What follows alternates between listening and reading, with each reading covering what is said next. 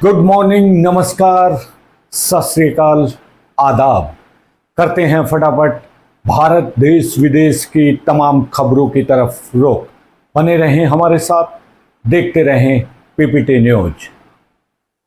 29 अप्रैल 2024 को वैशाख माह के कृष्ण पक्ष की पंचमी तिथि है। इस तिथि पर पूर्वाषाढ़ा नक्षत्र और सिद्ध योग का संयोग रहेगा। दिन के शुभ मुहूर्त की बात करें तो सोमवार को अभिजीत मुहूर्त 11:54 से 12:42 तक रहेगा। राहुल काल 7:22 से 9:01 तक रहेगा। चंद्रमा धनु राशि में मौजूद। 29 अप्रैल को ही मनाया जाता है अंतर्राष्ट्रीय नृत्य दिवस और इसका उद्देश्य हर साल 29 अप्रैल को अंतर्राष्ट्रीय नृत्य दिवस मनाया जाता है, जिसका मकसद लोगों को डांस का महत्व और इसके फायदे बताना है। यह दिन डांस के जादूगर कहे जाने वाला जॉर्ज नोवेल को समर्पित है। अब करते हैं मौसम की तरफ रुख। भारतीय मौसम विज्ञान विभाग IMD ने महाराष्ट्र के ठाणे, रायगढ़ जिले और मुंबई के कई हिस्सों में लू का अलर्ट जारी किया है। IMD ने बताया कि ठाणे, रायगढ़ और मुंबई के कई हिस्सों में तापमान में वृद्धि होगी। इसके साथ ही दिल्ली, NCR सहित पूरे उत्तर भारत में भीषण गर्मी देखने को मिल रही है। एक तरफ जहां गर्मी से लोग परेशान हैं, वहीं दूसरी तरफ कई पहाड़ी इलाकों में लगातार बारिश हो रही है। इन राज्यों के लिए ऑरेंज अलर्ट जारी है। बिहार, मुंबई सहित कई राज्यों के लिए मौसम विभाग ने ऑरेंज अलर्ट जारी किया है। गंगेय पश्चिमी बंगाल के अधिकांश हिस्सों में और उत्तरी ओडिशा के कुछ स्थानों पर उष्ण लहर से भीषण उष्ण लहर, जबकि बिहार, झारखंड, तमिलनाडु, पुडुचेरी और कराईकल, तटीय आंध्र प्रदेश और यनम, रायलसीमा और आंतरिक कर्नाटक के अलग अलग हिस्सों में 1 मई 2024 को उष्ण लहर की संभावना बताई जा रही है। पहाड़ों पर कई इलाकों में भारी बारिश की भी चेतावनी। जानकारी के लिए बता दें कि जम्मू कश्मीर, लद्दाख में अलग अलग स्थानों पर भारी वर्षा 64.5 से 115.5 मिमी होने की संभावना है।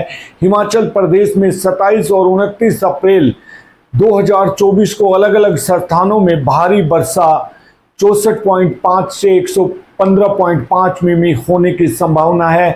पंजाब में 29 अप्रैल 2024 को अलग अलग स्थानों पर ओलावृष्टि की भी संभावना है।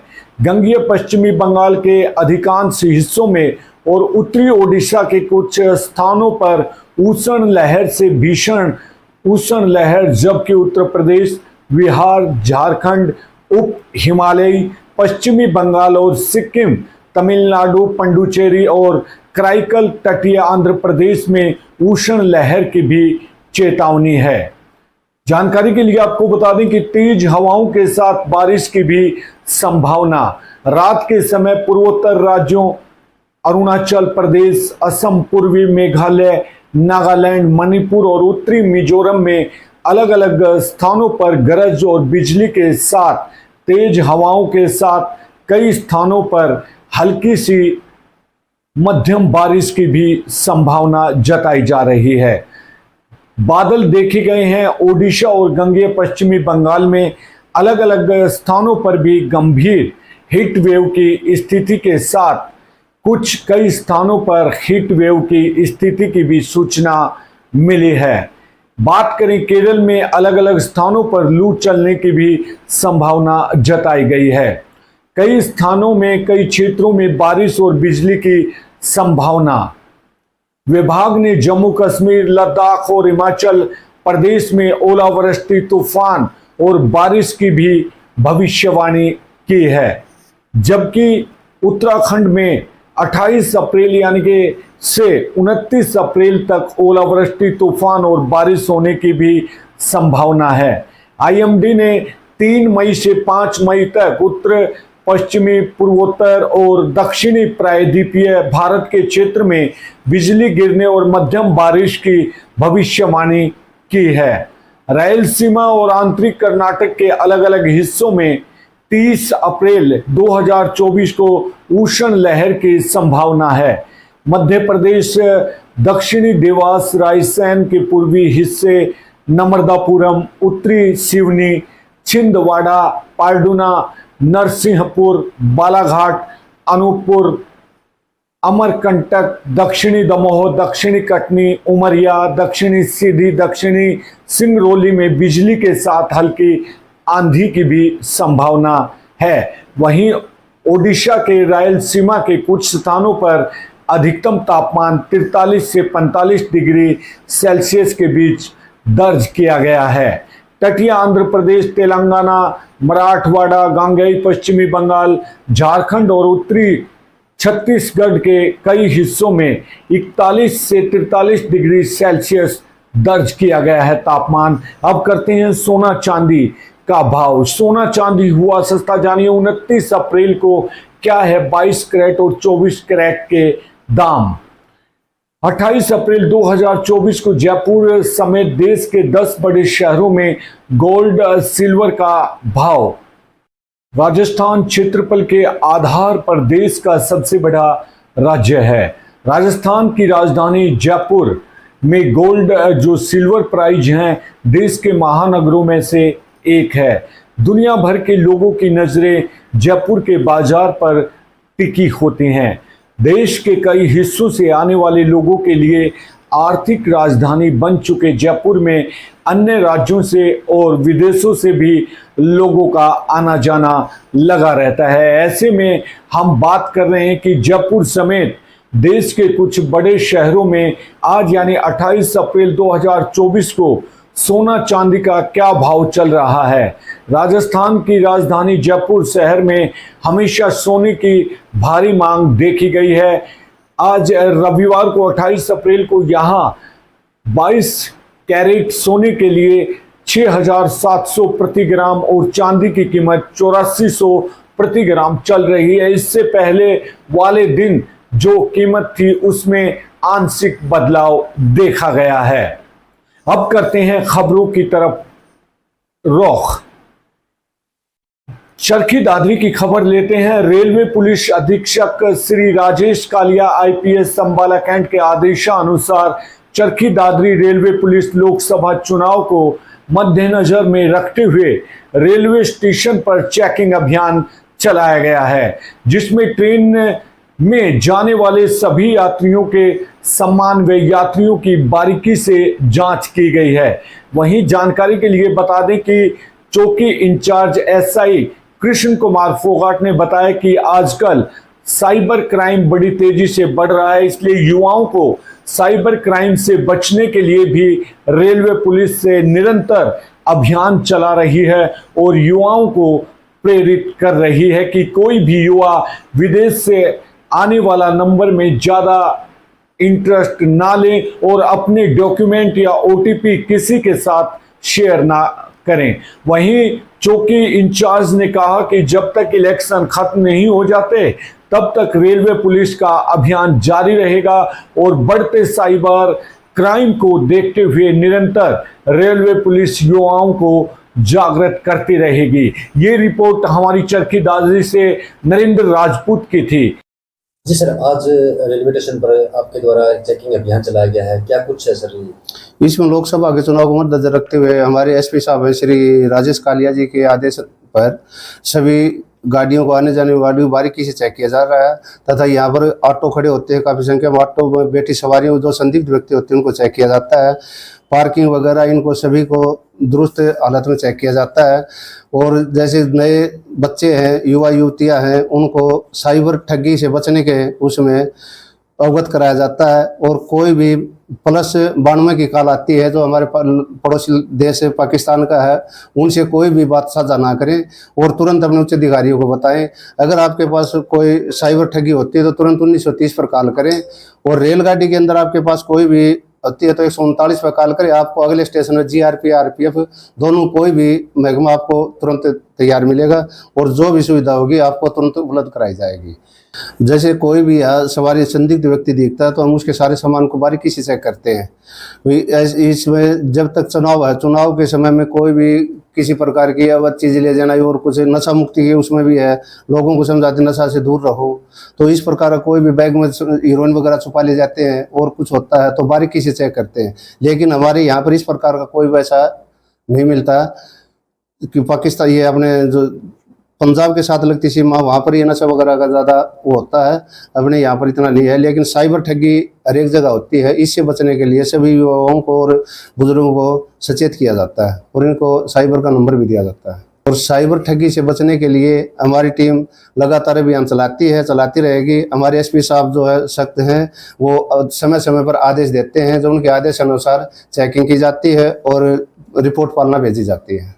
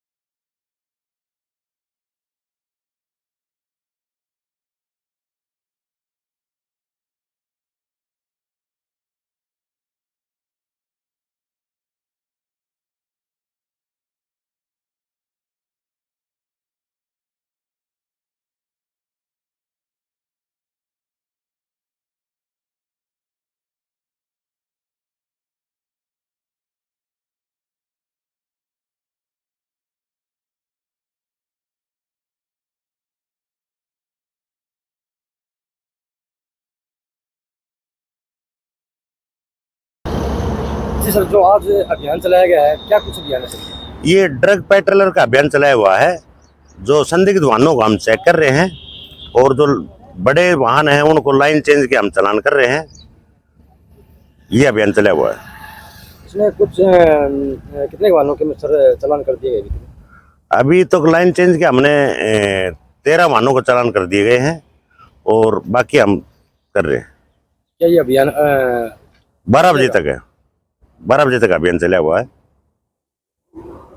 संगरूर जिला जेल में 19 अप्रैल को हुई झड़प के 2 कैदियों मोहम्मद हारिश और धर्मेंद्र की मौत के बाद जेल अधीक्षक मंजीत सिंह तिवाना समेत 4 अधिकारियों को निलंबित किया गया है। 10 कैदियों के खिलाफ भी मामला दर्ज हुआ है। घायल कैदियों में गगनदीप और सहबाज का इलाज राजेंद्र अस्पताल में चल रहा है। जेल अधिकारियों पर लापरवाही के आरोप में विभागीय जांच भी आदेशित की गई है। कटक के सालेपुर में एक चुनावी रैली में कांग्रेस नेता राहुल गांधी ने प्रधानमंत्री नरेंद्र मोदी और ओडिशा के मुख्यमंत्री नवीन पटनायक पर अरबपतियों और चुनिंदा लोगों के हित में सरकारें चलाने का आरोप लगाया है। उन्होंने भारतीय जनता पार्टी बीजेपी और बीजू जनता दल बीजेडी पर चुनावी प्रतिद्वंदी होने का दिखावा करते हुए गुप्त रूप से साथ काम करने का आरोप लगाया है। गांधी ने इन दोनों पार्टियों के बीच के संबंध को विवाह के रूप में वर्णित किया है, जिससे ओडिशा में उनके बीच एक छिपी हुई साझेदारी का भी संकेत मिलता है। 47 वर्षीय बॉलीवुड अभिनेता और फिटनेस उद्यमी साहिल खान पर अवैध सट्टेबाजी एप्स का प्रचार करने का आरोप है। मुंबई क्राइम ब्रांच ने साहिल खान सहित 3 अन्य लोगों को महादेव सट्टेबाजी ऐप के साथ संदिग्ध संबंधों के लिए तलब किया है, जो कि 15,000 करोड़ के घोटाले का हिस्सा है। साहिल खान ने जुआ मंच के साथ सीधे संबंधों से इनकार किया है, फिर भी उनके इलेक्ट्रॉनिक उपकरणों की जांच की जा रही है। पूछताछ के बाद उन्होंने अग्रिम जमानत की मांग की है। साहिल खान ने अपने करियर की शुरुआत एक संगीत वीडियो से की थी और उनके YouTube पर 2.8 मिलियन से अधिक सब्सक्राइबर हैं। वह पहले अभिनेत्री नेगार खान से विवाहित थे और हाल ही में उन्होंने मिलेना को सोशल मीडिया पर अपनी पत्नी के रूप में भी पेश किया है। एक प्रमुख राजनीतिक हस्ती अमित शाह ने समाजवादी पार्टी के यादव समुदाय के प्रतिनिधित्व पर सवाल उठाए हैं। उन्होंने बताया कि पार्टी के संस्थापक मुलायम सिंह यादव मुख्यमंत्री बने, उनके बाद उनके बेटे और फिर उनकी बहू सांसद बनी। जानकारी के लिए आपको बता दें कि वर्तमान में अखिलेश यादव कन्नौज से, उनकी पत्नी डिंपल यादव मैनपुरी से, उनके भतीजे अक्षय यादव फिरोजाबाद से, आदित्य यादव बदायूं से और धर्मेंद्र यादव आजमगढ़ से चुनाव लड़ रहे हैं। अमित शाह ने अखिलेश यादव को चुनौती देते हुए पूछा, क्या आपको अपने परिवार के बाहर अन्य यादव नहीं मिलते? ऑस्ट्रेलिया के प्रधानमंत्री एंथनी एल्बानीज और वरिष्ठ सरकारी मंत्री महिलाओं के खिलाफ हिंसा को समाप्त करने की मांग करते हुए देश भर में चल रहे प्रदर्शनों में शामिल हुए। अल्बानीज ने कहा है कि यह हिंसा एक महामारी है और समाज को बेहतर करने की जरूरत है। एक्टिविस्ट समूह के अनुसार 2024 से अब तक 26 महिलाओं की हत्या हुई है। सामाजिक सेवा मंत्री अमाडा रिश्वार्थ ने कहा है कि 10 वर्षीय योजना के परिणामों को समझने में समय लगेगा। फिल्मों को देखकर या फिटनेस रखने की चाहत में लोगों ने जिम को अपनी जीवन शैली का हिस्सा बना लिया है। लोग मसल्स और बॉडी बनाने में जुटे हुए हैं। आज हम जिस शख्स की कहानी हम आपको बता रहे हैं, दिखा रहे हैं, किसी समय में लोगों ने उनके दुबले पतले शरीर का मजाक उड़ाया था, लेकिन उसी शख्स ने बॉडी बनाकर अपने टॉलर्स को ही हैरान कर दिया। हम बात कर रहे हैं लुधियाना के परप्रीत की, जिन्होंने बॉडी बिल्डिंग में अपनी अलग ही पहचान बनाई है। उनकी पुरानी फोटो को देखकर आप अंदाजा भी नहीं लगा पाएंगे कि ये वही पहले वाला प्रभप्रीत है जिनका लोग कभी मजाक उड़ाया करते थे। आज के समय में युवा वेट लूज करके बॉडी बनाने की चाहत रखते हैं, तो वहीं पर प्रभप्रीत युवाओं को मसल्स गेन करने की ओर मोटिवेटेड कर रहे हैं। बॉडी बिल्डिंग में अपने सफर के बारे में प्रभप्रीत का कहना है कि सफर आसान नहीं था, लेकिन इंसान अगर ठान ले तो फिर मंजिल हासिल करना नामुमकिन नहीं है। प्रभप्रीत का यह भी मानना है कि युवा पीढ़ी को नशे से दूर रखने और उसकी ऊर्जा को सही जगह चैनलाइज करने के लिए वे बॉडी बिल्डिंग के लिए मोटिवेट करते हैं। इसके लिए वे युवाओं को पूरी तरह से सलाह देते हैं कि क्या खाना है, जिम में क्या वर्कआउट करना है और कितने घंटे करना है। कहते हैं कि संघर्षों के समय इंसान की सही परख होती है कि वो टूटकर बिखर जाएगा या फिर हौसले के साथ निखर जाएगा। लुधियाना के प्रभप्रीत इसकी जीती जागती मिसाल है कि किस तरीके से उन्होंने बॉडी बिल्डिंग को अपनाकर न सिर्फ अपनी जिंदगी को बदला, बल्कि वे दूसरे युवाओं को भी नशे से दलदल से निकालकर सेहत और सफलता की नई सीख देते नजर आ रहे हैं। तमिलनाडु के मुख्यमंत्री M.K. स्टालिन ने शतरंज खिलाड़ी डी मुकेश को 75 लाख रुपए प्रशस्ति पत्र और शॉल से सम्मानित किया। मुकेश ने फील्ड कैंडिडेट्स टूर्नामेंट जीता है। समारोह में मुकेश के माता पिता और युवा कल्याण मंत्री उदयनिधि स्टालिन उपस्थित थे।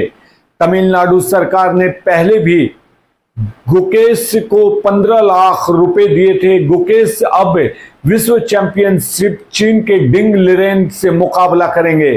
टूर्नामेंट की तारीख और स्थान तय नहीं है।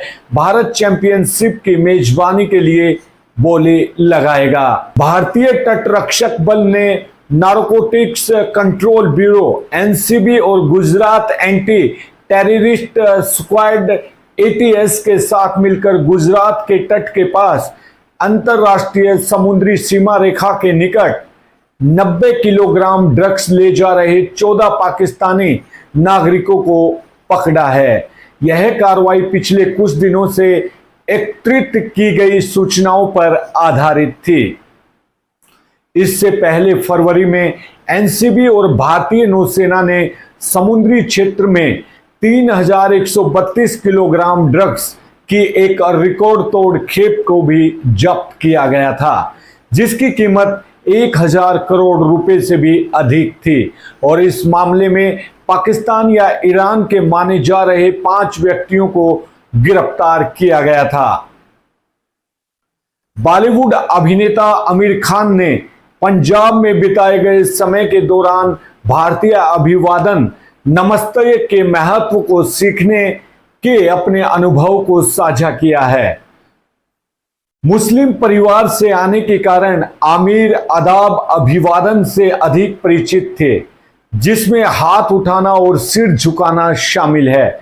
लेकिन पंजाब में 2.5 महीने बिताने के बाद उन्होंने नमस्ते और इसके द्वारा प्रकट होने वाले सम्मान को सराहना करना शुरू किया है। आमिर ने यह भी बताया कि पंजाब के लोग सामाजिक स्थिति की परवाह किए बिना सभी का सम्मान के साथ अभिवादन करते हैं और भेदभाव नहीं करते। टीवी शो भाभी जी घर पर हैं में अनीता मिश्रा का किरदार निभाने वाली सौम्या टंडन अस्पताल में ठीक हो रही हैं। उन्होंने इंस्टाग्राम पर अपने हाथ में ड्रिप लगे हुए और अपने आईपैड पर वेब सीरीज देखते हुए फोटो साझा की है। उनके प्रशंसकों ने चिंता व्यक्त की और उन्हें शुभकामनाएं दी। जब वी मेट फिल्म से प्रसिद्ध होने वाली सौम्या ने विभिन्न टीवी शोज और एक पंजाबी फिल्म में भी काम किया है। उनकी स्वास्थ्य समस्या का विवरण नहीं दिया गया, लेकिन उन्होंने प्रशंसकों को आश्वासन दिया है कि वह जल्द ही फिट हो जाएंगी। भाभी जी घर पर हैं में उनका गौरी मैम का किरदार दर्शकों द्वारा बहुत ही पसंद किया गया था और उन्होंने 2020 में इस शो को छोड़ दिया था। प्रसिद्ध अर्थशास्त्री सुरजीत भल्ला ने IANS से बातचीत में भारतीय सरकारों के आर्थिक प्रदर्शन की चर्चा की। उन्होंने 1985 में राजीव गांधी के बयान का जिक्र किया, जिसमें कहा गया था कि सरकारी धन में से केवल 15 पैसे गरीबों तक पहुंचते हैं। भल्ला के अनुसार अब यह दर बढ़कर 90% हो गई है। उन्होंने महंगाई और बेरोजगारी पर विपक्ष के हंगामे पर भी अपने विचार रखे और बताया कि बेरोजगारी दर 2019 में 16% से घटकर अब 10% हो गई है। इस पूरी खबर को हम आपके साथ रूबरू और बताने जा रहे हैं, ध्यान से सुनिएगा। अंतरराष्ट्रीय मुद्रा कोष IMF में भारत के कार्यकारी निदेशक के रूप में कार्यरत रह चुके मोदी सरकार के दूसरे कार्यकाल में आर्थिक सलाहकार परिषद के सदस्य रहे देश के जाने माने अर्थशास्त्री, लेखक और स्तंभकार सुरजीत भल्ला ने IANS से खास बातचीत की। उन्होंने इस बातचीत में पिछली सरकारों के काम करने के तरीके पर भी अपनी राय रखी। उन्होंने राजीव गांधी सरकार के समय का जिक्र करते हुए बताया कि तब कहा जाता था कि 1 रुपया गरीबों के लिए केंद्र से चलता है तो उसका 15 पैसा ही गरीबों तक मिल पाता है। उन्होंने IANS के साक्षात्कार में कहा कि 1985 में राजीव गांधी ने कहा था कि गवर्नमेंट पैसा खर्च करती है मगर गरीबों के पास सिर्फ 15 पैसा जाते हैं, बाकी करप्शन और अमीरों को जाता है। जिनको चाहिए था कि जिनके लिए पॉलिसीज बनाई है वहां सिर्फ 15% गई हैं। मेरे मुताबिक जो सब्सिक्वेंट रिसर्च है वो ओवर एस्टिमेट है, उससे भी काम गरीबों को जाता था। वर्ल्ड बैंक और IMF जिन्होंने भी एनालिसिस किया है कि आज यह डिलीवरी 90% है। जो गवर्नमेंट पैसा गरीबों के लिए खर्च कर रही है वह पैसा उनके पास सीधे जा रहा है। फूड सिक्योरिटी एक्ट 2013 में आया था, उस वक्त 20 या 25% गरीबों को इसका लाभ जाता था। अब 90 या 100% गरीबों को पहुंचता है। उन्होंने महंगाई और बेरोजगारी के मुद्दे पर विपक्ष के हंगामे पर कहा कि कब महंगाई नहीं हुई। विपक्षी या गवर्नमेंट जाकर वोटर से पूछते हैं कि महंगाई दर क्या है, मगर यह नहीं पूछते कि इन्फ्लेशन कितनी बढ़ी है, सामान की प्राइस बढ़ी है कि नहीं। कोई साल नहीं है जब मूल्य वृद्धि नहीं हुई थी। कितने सालों से चुनाव हो रहे हैं। मैंने एग्जामिन किया कि इन्फ्लेशन रेट एम्पिरिकल मामला है, यह डाटा का मामला है। वोटर के दिमाग में रहता है कि 2019 में मेरी आमदनी इतनी थी, रोजगार की स्थिति यह थी और अब क्या है। युवाओं की बेरोजगारी की सब चर्चा कर रहे हैं कि बेरोजगारी बढ़ गई है, लेकिन अगर आप 18 से 29 तक लें तो 2019 के अनएम्प्लॉयमेंट का रेट 16% था, अब यह 10% है। ऐसा नहीं है कि बेरोजगारी जीरो हुई है या महंगाई जीरो है, लेकिन जो भी चेंज हुआ है वह लोगों को ठीक लग रहा है और लोग खुश हैं। ऐसे में जो वोटर वोट देता है तो वह देखता है कि इस बीच उसके जीवन में कुछ भला हुआ है कि नहीं, और इन आंकड़ों के मुताबिक तो ऐसा हुआ है।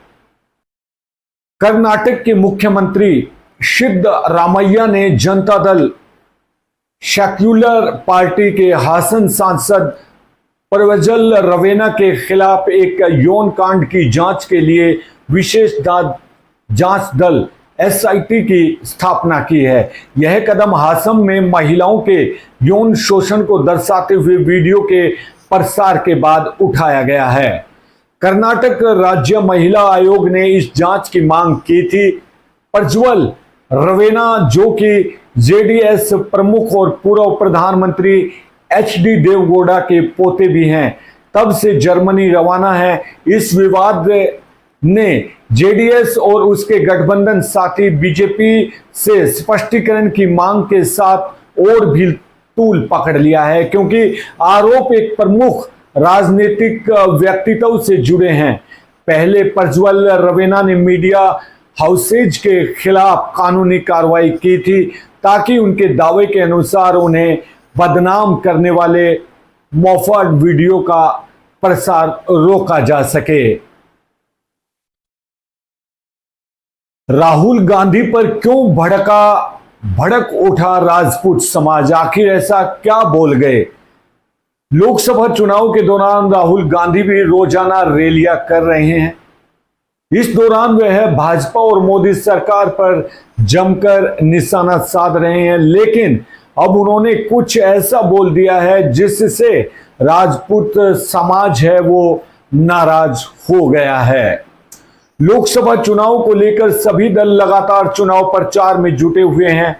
तमाम दलों के राजनेता एक दूसरे पर लगातार हमला बोल रहे हैं और लोगों को अपने पक्ष में मतदान करने की अपील भी कर रहे हैं।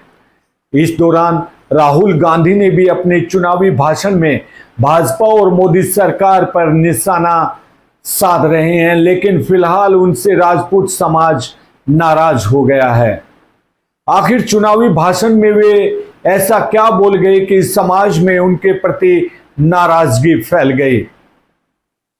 राजा महाराजा पहले जबरन लेते थे जमीन। जी हां, राहुल गांधी ने अपने एक चुनावी भाषण में कहा है कि पहले देश में राजा महाराजाओं को राज था, वे जो मन में आता था करते थे। किसी की जमीन चाहिए रहती थी तो जबरन ले लिया करते थे। राहुल गांधी ने इस बयान से राजपूत समाज में आक्रोश फैल गया है। राजपूत समाज का कहना है कि राहुल गांधी पहले के राजाओं को तानाशाह मानते हैं क्या?